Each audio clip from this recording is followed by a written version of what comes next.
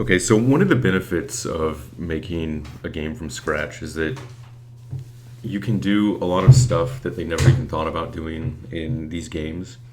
And so, for people who have played it, you might have noticed in the INI file that there is a button mapping for lock direction.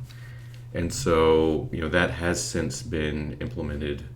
And it's kind of interesting because you don't really see anything like that in an arcade beat 'em up like this. So basically, lock direction does exactly what you would expect.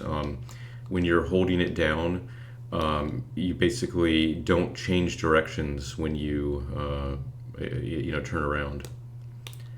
And I think it's kind of interesting because it opens up some gameplay possibilities where you can kind of like lead enemies and basically keep facing them, because this is the kind of shit that AI will pull on you in these beat 'em ups, but you could never do it. And so I think it's kind of a cool option. I like it. And so that is, and the thing is, this game has a fuckload of buttons. I'm already at like seven buttons. It already has more buttons than Street Fighter 2, which is pretty ridiculous. But I said I kind of right now I'm spending a lot of time just on I really want just to make the game fun to play, because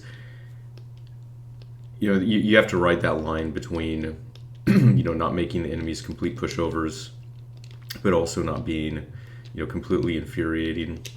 So, but I definitely like this. This is something that I wanted to do, and I think there's some potential there for some interesting gameplay options. And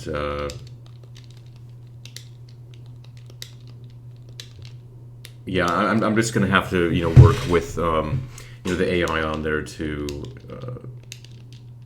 allow people to take advantage of that in some interesting ways. But yeah, so I didn't make a video about this, but I might as well talk about it now. There was a special version of Bomberman that Hudson Soft made for HD TVs called Hi-10 Bomberman. And there's some group of people, and they call themselves like the Video Game Preservation Society or something like that. And basically, they got a hold of Hi-10 Bomberman. And so, of course, when I heard about this, I was like, oh, well, that's kind of cool. I guess now they can release it and people can emulate it, we can play it. But then I looked into it a bit more, and it turns out that it's some like shady ass place in Japan that doesn't actually release anything. They basically just take these rare things and they just kind of disappear into nothing. And so essentially it's being hoarded.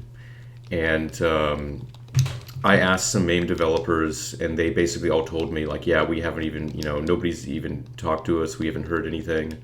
And so, so I wouldn't count on that being emulated anytime soon. Whoever got a hold of Hi-10 Bomberman will probably hang on to it for as long as possible without actually giving it up, just so they can call more attention to themselves. So it really is a sad state of affairs. There are just so many boring opportunists out there who don't even really like games. They basically just want to call attention to themselves. And it isn't really the end of the world. I'm not incredibly. I am pissed off about it, but I'm not super pissed off about it because ultimately Saturn Bomberman is better than Hi-10 Bomberman anyway, and that's the only reason that I haven't really gone ballistic, is because it isn't like the biggest loss in the world for that thing to not be available to everyone. But it's just another case though of essentially just people being pieces of shit. It's just how hard is it to just not be an asshole? And when you get a copy of a classic game, to just put it out there so people who actually care can emulate it. I don't know. I guess that's too difficult. You gotta find a way to make money off it somehow. But yeah, so in any case, so Hi-10 Bomberman is the CD for it is floating out there.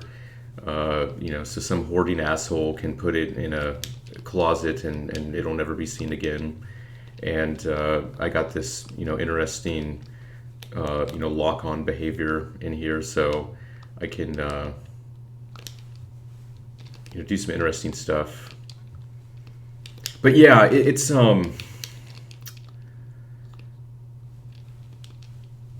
I mean, I totally do hear though. Like, I have got a lot of feedback on Final Fight where people are just like, I don't know. I think maybe it has too many buttons. It's kind of out of control. Because the thing is, this isn't.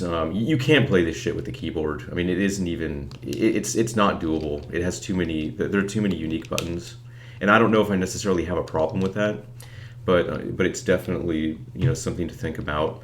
I might want to look at doing things where, I might put in like another mode where it basically works as like maybe like a 3-button game or something.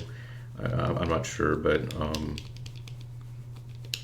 yeah, it's I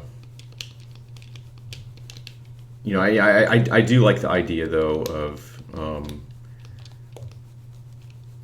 basically being able to stand on top of items and attack without picking them up. There's definitely a lot of value in that.